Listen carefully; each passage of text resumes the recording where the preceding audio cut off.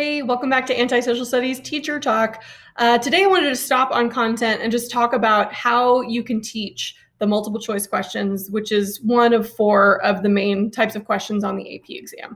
And I guess I just want to, forewarn you by saying that there's not a silver bullet. Like the multiple choice question, I think, is the hardest part of the test because to some extent you either know it or you don't, right? I mean, there's only so much. I have kids come in for tutoring and I can tutor them on thesis statements and on how to explain complexity and how to do context. And I can help them on the multiple choice.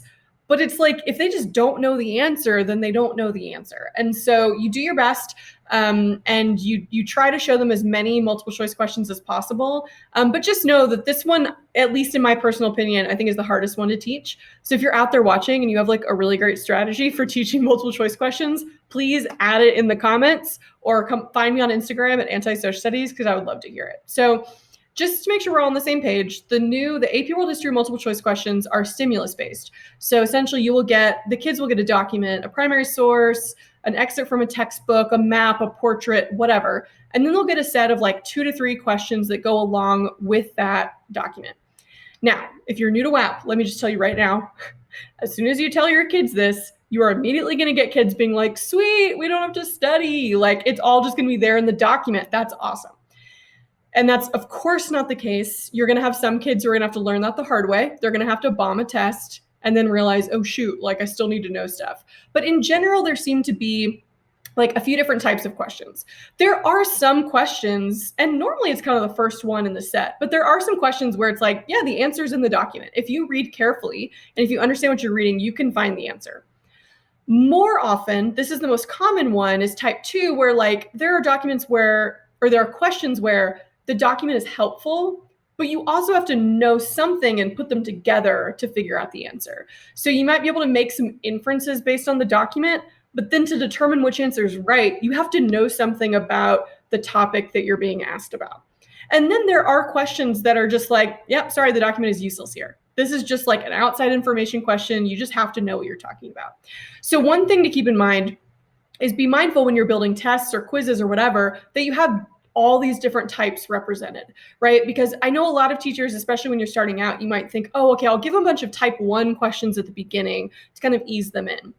That's not actually the nicest thing to do, because what you're going to have is that if they get those sort of easier questions where they can just find the answer in the document, you're kind of training them that they don't need to read or take notes, which of course is not true. But you also don't want to give them all type 3, because then they're going to be like, what's the point of even reading the document? So you want to have sort of a healthy distribution of the different types.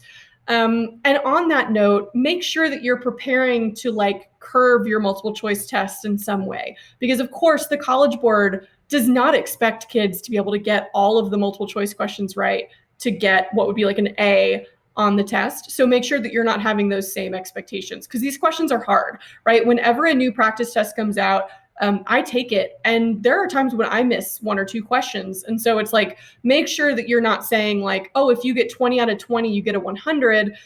You might say like, there's 20 questions, maybe I'll grade it out of 17 or 18. See what's reasonable when you get the answers back to make a 100%, and just give some kids extra credit. You'll have 1 or 2 kids in your class that are always going to get like a 20 out of 17, and just good on them. Okay, how do I teach them to answer these questions? I mean, to some extent, we just got to like beat them over the head with it. Really, it's like repetition, right? So use them as daily warm-ups if you want. You can go to AP Classroom. There's an amazing search function where you just say, I want a multiple choice question from 1.6. So it's like if they read 1.6 the night before or whatever, then you go find a multiple choice question on that, and there you go. You can use them on reading quizzes. I do a combination of like just content questions where I'm like, did you read? Sometimes they're even like literally matching terms. And then I always throw a few AP style multiple choice just to get them used to it. And then obviously the AP style multiple choice are the bulk of my unit exams. So my unit exams typically include multiple choice and then some form of writing, whatever form of writing we've been focusing on that unit. Okay, when do I introduce the multiple choice? Right away. This is the first thing to get in front of them, because it just takes a lot of time to get used to like how the College Board words stuff and how to approach these questions. Here's something that I do in Unit 0 is at the end of Unit 0, I give my kids a group test. And they know about this in advance. So basically, I find 10 to 15 questions from Unit 0. You can go back to old AP tests, right? And anything before 1200 is fair game. And what I do is I give them 2 rounds. So they have an answer sheet that has 2 columns, round 1, round 2. And so round 1, they take it completely on their own. I want them to really see what it's like to take an AP test like this. And so they write down all of their answers.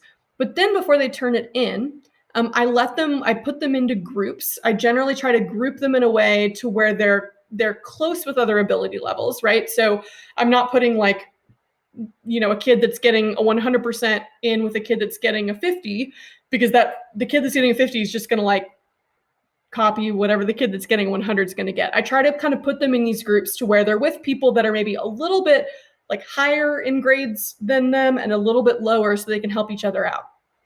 Then they can go through and work through any of the questions together. So basically I tell kids like, go question by question. And does anyone have a question about number 1? Did we all get A? Oh, cool. We all got A. Great.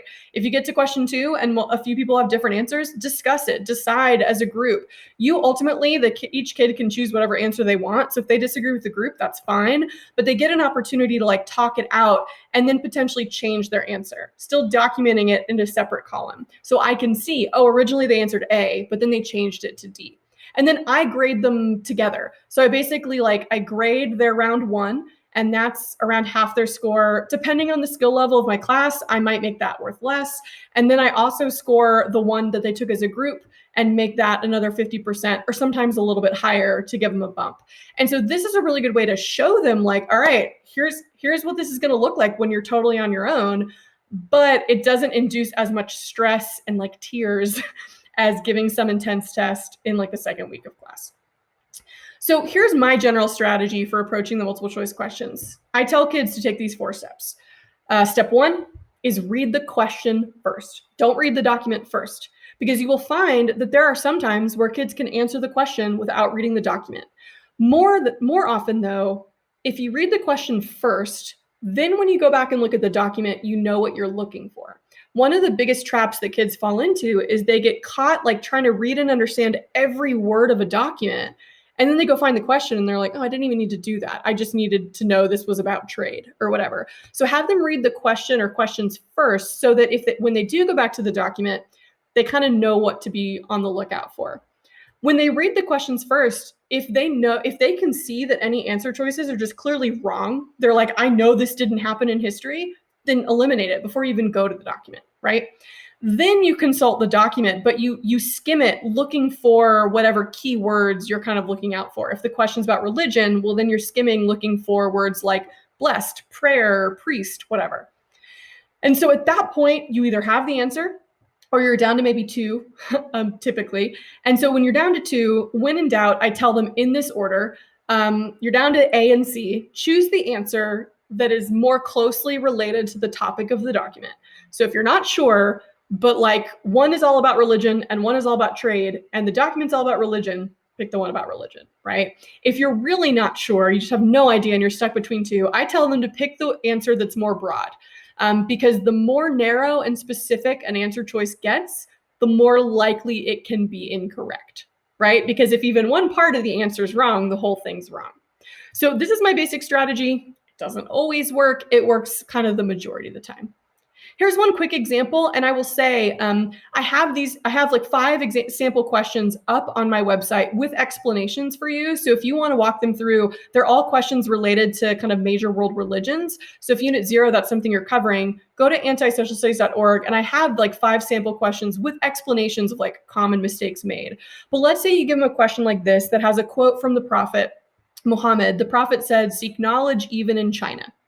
Okay. So now they're looking at the question, the teaching above best explains which historical development in the Islamic world. So what I always tell kids is,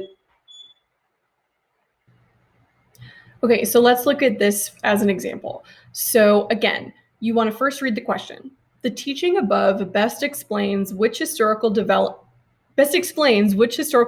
in the Islamic world. So what I tell kids is like, from the beginning, you could look at the answer choices, and if any of those statements are not true about the Islamic world in the time period of the test, you can just eliminate it right away, right? And so again, this is one of those where having outside information and having studied can be super helpful, because if you know nothing about the Islamic world, then you're like, well, I don't know if any of these are true. But if you do know something, then you might be able to eliminate at least one answer, which can be really helpful, right? So anyway, let's assume they know nothing. Let's assume they don't know anything about the Islamic world, or they're not sure about any of these answers. Then they look at the prompt. And of course, this is a short one, but some of them might be a paragraph long. So now they're looking for something that has to do with like the Islamic world and something that we know is true.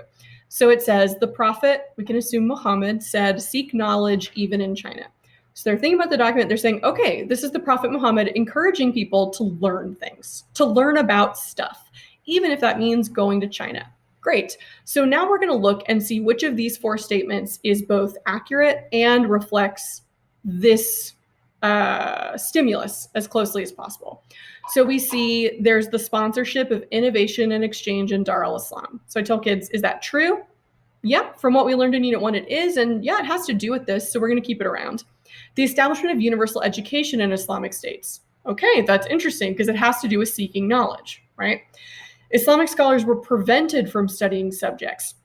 That immediately, if they didn't already, should be eliminated, because that's not what this document is saying, right? So they need to really pay attention to the verb of the question, because there will be questions that will say, like, which of the following facts of the Islamic world refutes the statement above? So annoying.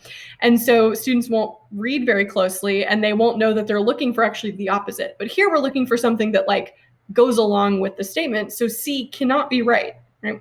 And then we see that Arabic, the language, unified Dar al-Islam as the sole language of the Quran. Okay, so A, B, and C all have to do with like knowledge and learning. Probably what your kids will get down to is A and B, because they're like, D, fine. That doesn't really have to do with like finding new knowledge. That just means they all spoke Arabic, and Arabic was the language of the Quran. So let's say they get down to A and B, right? What they want to understand is really they get to step 4 and see that one of these statements is broader than the other, right? So if they're not sure, like you're going to get a lot of students that are going to be like, I don't know if they established universal education. I know they encouraged knowledge and innovation, and they had the House of Wisdom. They might in their heads talk themselves into picking B because they're like, well, I don't know, that sounds like something they would do. But have them look at the 2 and see that A is very broad and very general. They sponsored innovation and exchange. Great. That also more closely ties to the quote or the stimulus, because the stimulus isn't just about knowledge. It's about going to China, right? And so we have innovation, seeking knowledge, and exchange in China. So this is just one example of a multiple choice question that kind of shows these different strategies to where, right, you eliminate ones that are just not true, like C, and especially ones that just are totally opposite to what the document is saying. You eliminate ones like D, where you're like, yeah, fine, but that doesn't really connect with what the prompt or question is asking at all. And then if you get down to 2 where you're not sure, where a lot of kids will be, when in doubt, pick the one that more directly connects to the prompt, which is A, and or pick the one that's more general and less likely to be wrong, which is also A, because universal education is a very specific thing. And that's the last thing I warn my kids about. I say, be on the lookout for like extreme words in questions. Doesn't mean it's wrong. It just means you got to really think about it. When they say something like universal or always or never or all, that's where you really want to pay attention and go, okay, is it true that they might have encouraged education, but did they encourage universal education for everyone in the empire? No. Right. So this is just one example of a question you can walk them through. Again, on my website, I have a few more that have explanations like this that you can kind of show to your kids or use in that practice test to get them used to seeing these questions. Just a few other resources that I just want to remind you that exist. Here on YouTube, I'm posting unit overview videos for students. Teachers can also look at those. Feel free to assign those, like after they take their little Unit 0 group test, you can say, go watch the Unit 1 introduction on anti-social studies. That's great. I'm also going to be posting deep dives into key terms. So I have deep dives for Unit 1 are the House of Wisdom and the Ink and Mita system. On my website, I have a lot of lesson plans and project ideas. And then if you want to support what I'm doing monetarily, you can join my Patreon community for as little as $1 a month. You'll get access to like special podcast episodes where I talk about current events, special events that I host, that sort of thing. But either way, thank you so much for watching, and thank you for subscribing. Good luck.